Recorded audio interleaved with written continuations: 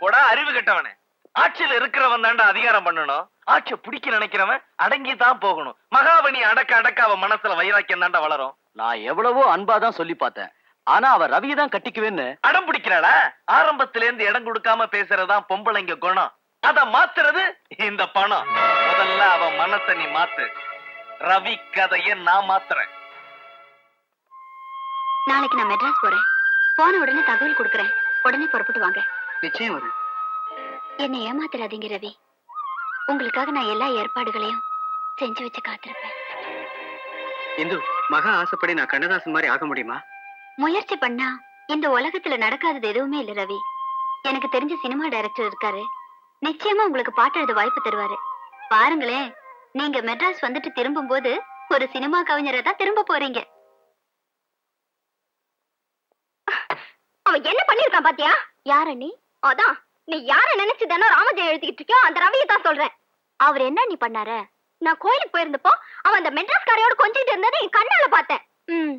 அப்புறம் மெட்ராஸ் போனது தகவல் கொடுக்கறேன், உடனே கிளம்பி வந்துன்னு சொன்னதை என் காதால கேட்டேன். கண்ணால பாத்தீங்க, காதால கேட்டீங்க. சரி, தீர விசாரிச்சீங்களா? தீர விசாரிச்சுதாமா சொல்றேன். இப்போ நிலைமை நினைச்சாதான் எனக்கு ரொம்ப பயமா இருக்கு.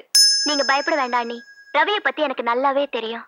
காட்டுல இருந்த ராமனுக்கும் அசோகவனத்துல இருந்த சீதைக்கும் இருக்கிற உறவு இருக்கே, அது அப்பழுக்கு இல்லாத உறவு. அதையே இந்த உலகம் தப்பா தானே சொல்லிச்சு. என்ன பிரிஞ்சு ஜெயில இருந்தப்ப கூட அவர் ஏன் நினைவுலதான் இருந்தாரு, எனக்காகத்தான் வாழ்ந்தாரு. ஜெயில இருந்தப்போ உன்னைய நினைச்சிட்டு வாழ்ந்தார்னா அப்ப நினைக்கிறதுக்கு வேற ஆளும் இல்ல, சந்தர்ப்பமும் இல்ல. ஆனா இப்ப அப்படி இல்லையே. உனக்காகவே வாழ்ந்துட்டு இருக்காருன்னு நீ சொன்னதை வச்சுதாமா உன் காதல் நிறைவேறணுங்கிறதுக்காக உங்க அண்ணனையும் மீறி நான் உன் பக்கம் இருந்தேன். நாளைக்கு என்னோட மகா தப்பானவனை நினைச்சு வாழ்க்கையை கெடுத்துக்கிட்டு தான் இருக்க கூடாதுன்னுதான் உன் நன்மைக்காகத்தாமா சொல்றேன். நான் சொல்ல வேண்டியதெல்லாம் சொல்லிட்டேன். இனிமே முடிவெடுக்க வேண்டியது உன் கையில தாமா இருக்கு.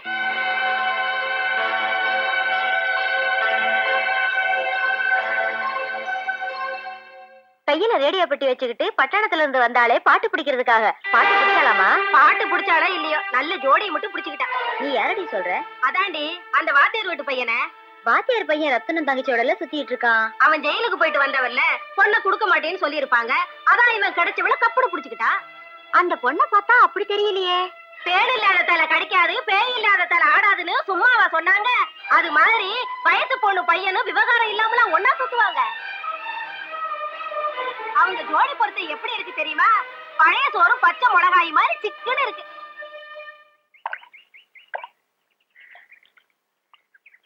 மகா, இந்து என் கவிதை புக்கோட மெட்ராஸ் போறாங்க. குடத்துக்குள்ள இருக்கிற விளக்கு மாதிரி கிடந்த என்னோட திறமைகளை வெளி உலகத்துக்கு கொண்டு வந்து என்ன சினிமா கவிஞனாக்கணும்னு எடுத்துக்கிட்ட லட்சியத்துக்கு இப்ப பலன் கிடைக்க போகுது. மகா, மகா, என்ன எதுவுமே பேசாம போற? நான் எடுத்த லட்சியம் எல்லாம் நீங்க கவிதை எழுதுறதுக்கு மட்டும்தான். ஆனா நீ மகா, உனக்கு என்னாச்சு? ஏன் ஒரு மாதிரியா பேசுற? சொல்லு மகா. வாழ்க்கையை கெடுத்து நாசமாக்கிட்டே. ஒன்ன நம்பி அவன் மனசுல பெரிய கோட்டையை கட்டியிருந்தா எல்லாத்தையும் உடைச்சு துக்குநூறு ஆக்கிட்டே. இது உனக்கு நியாயமா இருக்கா? தயவு செஞ்சு இங்க இருந்து போயிடு. இப்ப வந்திருக்கிற இடம் நல்ல இடம். அவ அங்க போயாவது நல்லா இருக்கட்டும். நீங்க என்ன சொல்றீங்கன்னு எனக்கு புரியல. என்ன குழப்பின மாதிரி என் மகாவையும் குழப்பிட்டீங்களா? நான் ஏன் குழப்பணும்? மகாவே அப்படித்தான் இருக்கா. மகாவே அப்படித்தான் இருக்காளா? அவ மனசுல விஷத்தை தூவிட்டீங்களா? இது உங்களுக்கே நல்லா இருக்கா? அவ நல்லா இருக்கணுங்கிற ஆசையில தான் உன் சுயரூபத்தை வெட்ட வெளிச்சமாக்குனேன். இப்ப அவ நல்லா இருக்க, நீதான் வழி விடணும். சரி, வழி விடணுமா? விடுறேன். ஆனா ஒவ்வொன்றையும் தப்பு தப்பா புரிஞ்சு அவ மனசையும் கெடுத்துட்டீங்கல்ல. என்னோட மகா என் உயிரோட உறைஞ்சு போனவ, உடம்போட கரைஞ்சு போனவ. அவ யாரோட வாழ்ந்தாலும் என் மகா என்னோட தான் வாழ்வா. நான் அவளோட தான் வாழ்வேன். இனிமே மகா வந்து என்ன பார்க்கணும்னு ஆசைப்பட்டா அந்த மலையில என் உயிரை மாச்சிக்கிட்டு நான் அருவியா கொட்டிக்கிட்டு இருப்பேன். அங்க வந்து பார்க்க சொல்லுங்க. இல்ல நாங்க சந்திச்சு பேசின இடத்துல காத்தோட காத்தா கலந்து போயிருப்பேன். அங்க வந்து பார்க்க சொல்லுங்க. ரவி, மகா, நான் பெரிய தப்பு பண்ணிட்டேமா. என்ன உண்மையில நான் வச்சிருக்க அன்புல ரவிய கடுமையா பேசிட்டேன். ஐயோ, மகாவே என்ன தப்பா புரிஞ்சுக்கிட்டாளா? நான் இனிமே உலகத்திலே வாழ விரும்பலன்னு போறாரு. போய் காப்பாத்துமா.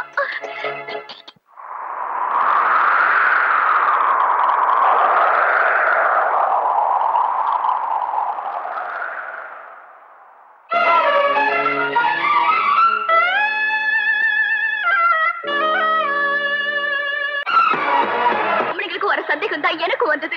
என்ன மன்னிச்சிருங்க. ஒழுக்கமான உறவை ஒரு நிமிஷத்துல களங்கப்படுத்திட்டல்ல. உன் குழப்பம் தீர இப்பவே ஏதாவது ஒரு கோயில்ல தாலியை கட்டுறேன். வா வா. வேண்டாம் ரவி, மத்தவங்களுக்கு தெரியாம நம்ம கல்யாணம் பண்ணிக்கிறதா இருந்தா எப்பவோ பண்ணிருக்கலாம். ஆனா இந்த ஊர் மக்கள் முன்னிலையிலையும் எங்க அண்ணனோட சம்மதத்தோடயும் இந்த கல்யாணம் நடக்கணும் தானே நம்ம இவ்வளவு காலம் பொறுத்திருந்தோம். கொஞ்சம் பொறுமையா இருங்க ரவி. இனிமே எந்த சந்தர்ப்பமும் எந்த சூழ்நிலையும் என்ன உங்ககிட்ட இருந்து பிரிக்கவே முடியாது. ரவி, ஏய் ரவி, நீ சினிமாவுக்கு பாட்டு எழுத இந்து ஏற்பாடு பண்ணிருக்கலாம். உன்னை உடனே மெட்ராஸுக்கு புறப்பட்டு வர சொல்லி தந்தி கொடுத்திருக்கா. சீக்கிரம் கிளம்பு. சாரி குமார், ரத்ன மகாவுக்கு மாப்பிள்ள பாத்துட்டானா.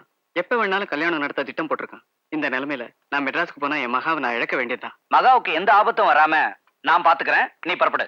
இல்லடா குமார், நடக்க போற கல்யாணத்தை தடுத்து நிறுத்த முடியலன்னா நான் மட்டும் இல்ல, என் மகாவும் உயிரோட இருக்க மாட்டாடா. ப்ளீஸ் என்ன வற்புறுத்தாத, நான் மெட்ராஸ் போல.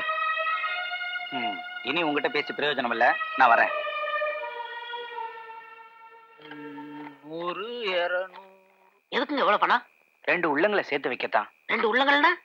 மகாவையும் ரவியையும் தான். இந்த லெட்டரை எப்படியாவது மகா கிட்ட சேர்த்து மகாவை ரவி வீட்டுக்கு வர வச்சிட்டீங்கன்னா ரொம்ப உதவியா இருக்கும். தம்பி, நாங்க செஞ்ச பாவத்துக்கு காசி ராமேஸ்வரம் போனாலும் கர்மம் தீராது. நீங்க ஒண்ணும் கவலைப்படாதீங்க. நீங்க ரவி வீட்டுக்கு போறதுக்குள்ள மகா அங்க இருப்பா. டேய், பணமா கொடுறா. ரொம்ப நன்றிங்க. சரிங்க, போ. வாடா. தலைவரே, என்னடா ஆடு நனைஞ்சு போச்சுன்னா ஓனாக்கி கொண்டாட்டம்னு கேள்விப்பட்டிருக்கீங்களா? ஆமா, அதை நிரூபிச்சுட்டான். என்னடா கட்டியார் மகன் வந்ததுல இருந்து நீங்க செல்லா காசு ஆயிட்டீங்கன்னு ஊர் பூரா தண்டா போடுறான். நீங்க உட்காருங்க உட்காருங்க. இவன் சுண்டக்கா பையன், இவனை நீங்க அடிக்கலாமா? உங்க பொண்ணான கை பொண்ணாக கூடாது. இவன் நான் பாத்துக்கிறேன். ஏண்டா தலைவரை தண்டா போடுவியா? அடிக்காதீங்க. அவரை சொன்னா உங்களுக்கு என்ன கோவம் வருது? அவரை சொன்னா என்ன, என்ன சொன்னா என்ன? அவர் உப்பு தின்று இருக்கட்டா நாயே சொல்லுவியா?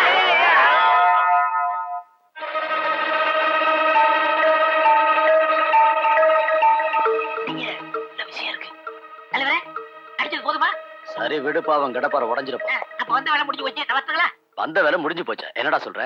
அவனை உங்க முன்னாடி அடிக்கணும்னு நினைச்சேன், அடிச்ச முடிஞ்சு போச்சு. வரட்டுங்களா? வாடா. நானும் வரட்டுமா? வாடா. என்னடா பேச்சு? சரி போங்கடா. மூளை கட்டவனே. அடிச்சிருவீங்கள ரவி, நீங்க என் இதயத்துல மட்டும்தான் இருக்கீங்க. ஆனா உங்க கவிதை என் ரத்தத்தோட கலந்திருக்கு. என்னோட லட்சிய போராட்டத்துக்கு கிடைச்ச முதல் வெற்றிதான் இன்று உங்களை வர சொல்லி தந்தி கொடுத்திருக்கிறது. தயவு செஞ்சு உடனே புறப்படுங்க ரவி. புலிக்கு பக்கத்துல புல்லு கட்ட போட்டு ஆட்டையே மேய விடுற கதையா நம்ம கதை ஆயிடக்கூடாதுன்னு நான் பயந்துகிட்டு இருக்கேன். அண்ணன் எப்ப சாவான், திண்ணை எப்ப காலி ஆகுங்கிற மாதிரி நான் எப்போ இந்த ஊரை விட்டு போவேன்னு உன் அண்ணன் காத்துக்கிட்டு இருக்கான். இந்த நிலைமையில நான் எப்படி மகா போக முடியும்?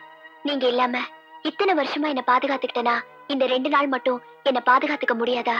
அப்போ அண்ணனுக்கு வேற பழப்பு இருந்துச்சு. ஆனா இப்போ உன்னை காட்டித்தான் புது பணக்காரங்கிட்ட பழப்பம் நடத்திக்கிட்டு இருக்கான். அவனோட கடனை தீக்க அவன் எப்ப வேணாலும் ஒன்னு அவனுக்கு வேலை பேச தயங்க மாட்டான். சந்தர்ப்ப சூழ்நிலையை நினைச்சு சாதாரண மனுஷன் வேணா பயப்படலாம். ஆனா உங்களோட சங்கமம் ஆயிட்ட இந்த மகாவை நினைச்சு நீங்க பயப்பட்டீங்கன்னா இப்பவே என் கழுத்துல தாலி கட்டிட்டு மெட்ராஸ் புறப்படுங்க. என்ன அவ்வளவு கேவலமா நினைச்சிட்டல்ல? உன்னோட லட்சிய கனவு வெற்றி அடைய இப்பவே நான் புறப்படுறேன். ரவி இப்ப ஊர்ல இல்ல, கல்யாணத்தை நடத்த இதான் சரியான சந்தர்ப்பம். கல்யாணத்துக்கு வேண்டிய ஏற்பாடெல்லாம் பண்ணு. எதுக்கும் பாதுகாப்பா ஊர் எல்லையை சுத்தி என் ஆட்களை நிக்க சொல்றேன். மிஸ்டர் ரவி, உங்க கவிதைகளை எல்லாம் நான் நிறைய படிச்சிருக்கேன், எனக்கு பிடிச்சிருக்கு. அதுல ஒரு கவிதை, மூங்கில் மர காட்டுல வண்டுக்கு வந்து ஓட்ட போடும், தென்றல் அந்த மரத்தை தழுவும் போது அதுல இருந்து சுருதிலயமான ஒரு ஓசை பிறக்கும். அதே மாதிரிதான் அவளுக்கு அவன் மேல காதல் எப்படி வந்ததுன்னு அவளாலேயே சொல்ல முடியல. ஏன்னா தென்றல் தாளாட்டும் போது மூங்கில் தானா பாட ஆரம்பிக்குதுன்னு எழுதி இருந்தீங்களே, அதை படிச்சதுக்கு அப்புறம் தான் நம்ம கதையில ஒரு சந்தர்ப்பம் தருமேன்னு உங்களை நான் வர சொன்னேன். இந்த கதையில அந்த மாதிரி தான் ஒரு சந்தர்ப்பம். சொல்லுங்க சார். தான் உயிருக்குயிரா நேசித்த தன்னுடைய காதலன் வெளியூர் போயிருந்தா. அதை தெரிஞ்சுக்கிட்டு அந்த பொண்ணு வீட்டுல வேறொரு இடத்துல கல்யாணத்துக்கு ஏற்பாடு பண்ணிட்டாங்க. வெடிஞ்சா கல்யாணம். தன்னுடைய காதலன் திரும்பி வருவானா இல்ல அவனை சந்திக்க முடியாமையே போயிருமா? அந்த பொண்ணு மனசுக்குள்ளார ஒரு ஏக்கம். அதை தென்றல தூதா விட்டு தான் மனசுல இருக்கிறத சொல்லி அந்த பொண்ணு பாடுறா. இதுதான் சூழ்நிலை. இதுக்கு மியூசிக் டைரக்டர் டியூன் பண்ணுவாரு, நீங்க பாட்டு எழுதுங்க. 1 2 3 4 தானானே தானே தானானே தானானே தானே தானானே தானென்ன தானென்ன தானே தானே தானென்ன தானென்ன தானே தானென்ன தானென்ன தானே தானே தானென்ன தானென்ன தானே. ஓகே, இதான் டியூனு. நான் முன்னால சொன்ன சூழ்நிலைக்கு நீங்க பாட்டு எழுதுங்க.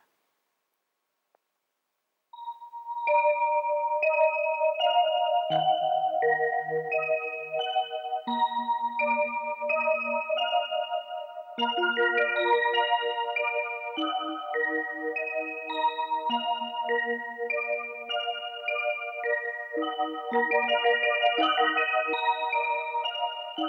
ரவி, நான் படிச்ச உங்க திறமையான கவிதைகளுக்கு நீங்க டைம் எடுத்து யோசிக்கிறதுக்கு சம்பந்தம் இல்லாம இருக்குதே.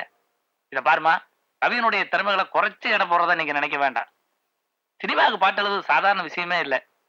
கவிஞர்கள் கற்பனை வளம் ஜாஸ்தியா இருக்கும். ஆனா இங்க டியூனுக்கு பாட்டு எழுதணும். ஒண்ணு செய்யுங்க, ஒரு சந்தர்ப்பம் வரும்போது நான் சொல்லி அனுப்புறேன், அப்ப நீங்க கூட்டிட்டு வாங்க.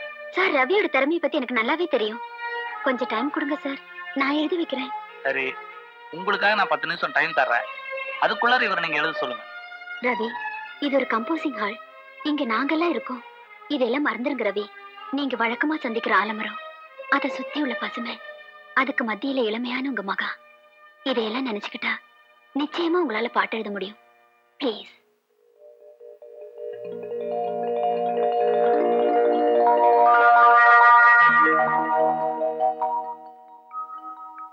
சார், இப்ப டியூனை சொல்லுங்க சார். 1 2 3 4 தானானே தானே தானானே தானானே தானே தானானே தானென்ன தானென்ன தானேனே தானே தானென்ன தானென்ன தானேனே தானென்ன தானென்ன தானேனே தானே தானென்ன தானென்ன தானேனே. சார், படிச்சு பாருங்க. ராசாவே ஏ ராசாவே, ஏங்கி தவிக்குது மனசு. இந்தாங்க, டியூன்ல ஒரு தடவை பாடுங்க. மிஸ்டர் ரவி, நான் நினைச்சதை விட ரொம்ப பிரமாதமா இந்த பாட்டு அமைஞ்சு போச்சு. Thank you very much sir. Hindu போலாமா? வரேன் சார். போயிட்டு வா. ரவிக்கு ரொம்ப பிரைட் ஃபியூச்சர் இருக்கு. அண்ணி, அண்ணி, எல்லாத்தையும் நிறைவேறிடுச்சு அண்ணி. என்ன மகா, கே ரவி சினிமாவுக்கு பாட்டு எழுதிட்டாரா? நான் நினைச்ச மாதிரியே அவர் பெரிய ஆளா வருவாருன்னு அந்த டைரக்டர் சொல்லிட்டாரா? நான் நல்லா இருக்கணும்னு வாழ்த்தி எனக்கு குங்குமம் வச்சு விடுங்க அண்ணி.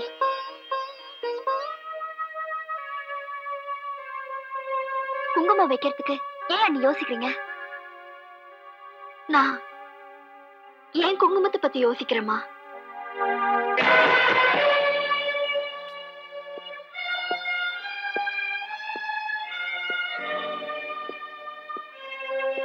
உன் லட்சியம் நிறைவேறிடுச்சு, என் லட்சியம் நிறைவேற போகுது. விடிஞ்சா உனக்கு கல்யாணம். மாப்பிள்ளை யார் தெரியுமா?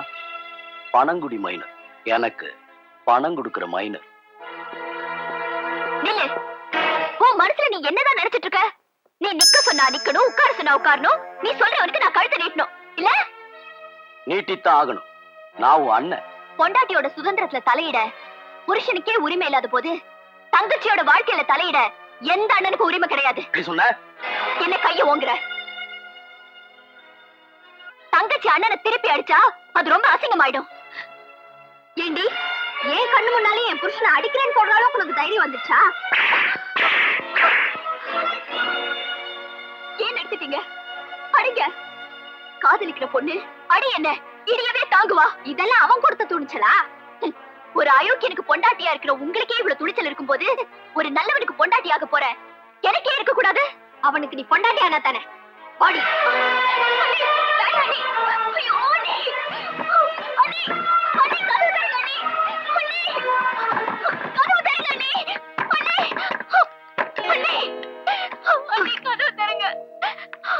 போதுண்டியம்மா, போதும். உன்னை வளர்த்ததுக்கு என் புருஷன் ஒரு நாயை வளர்த்திருந்தா நன்றியோட இருந்திருக்கும். நாளையோட உன்னை தலைமொழிகிறோம். புருஷன் அசிங்கமா பேசுறத எந்த பொண்டாட்டியுமே தாங்கிக்க மாட்டா. உங்களை ஏமாத்திட்டு அவ ஓடிட கூடாதுன்னு தான் ரூம்குள்ள வச்சு அவளை பூட்டினேன். இந்தாங்க சாவி.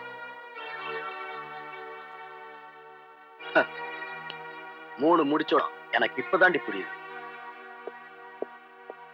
ரவி மகா காதலை பத்தி நீ பேச வந்துட்டியா? ஆமா, அவ அவனையே நினைச்சுக்கிட்டு இருக்கா தெரியுமா? ஏய், யார நினைச்சாலும் எனக்கு கவலை இல்ல. அவளை நான் நினைச்சிட்டேன். நினைக்கிறத சாதிக்கிறதும் சாதிக்கிறத நினைக்கிறதும் தான்டா என்னுடைய பழக்கம். என் குடும்ப விஷயம் மட்டுமல்ல, முடிஞ்ச விஷயமும் கூட. இந்த விஷயத்துல நீ தலையிட்ட அடிபட்டு செத்துரு. போடா. பூனை கண்ணை மூடிக்கிட்டு உலகமே இருண்டு போச்சுன்னு நினைக்குமா? அது போல நீ முடிஞ்சு போச்சுன்னு சொன்னா முடிஞ்சதா அர்த்தம் இல்ல. அது எப்படி முடியுதுன்னு நான் பாத்துக்கிறேன். பாருடா, நல்லா பாரு. எனக்கும் மகாவுக்கும் கல்யாணம்